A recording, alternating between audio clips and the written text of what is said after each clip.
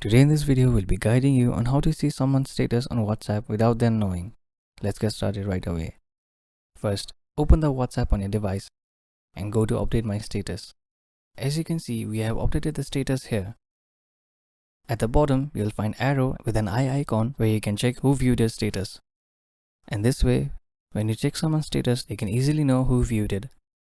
Now, to view someone's status on WhatsApp without them knowing, follow these steps. Tap on the settings icon at the bottom right corner and go to the privacy.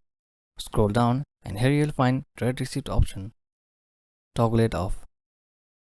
Now, when you view someone's status from their profile, they won't be able to see who viewed it on their view list. And if you don't want to use this option, then you can again easily turn off the read receipt option, and that's it.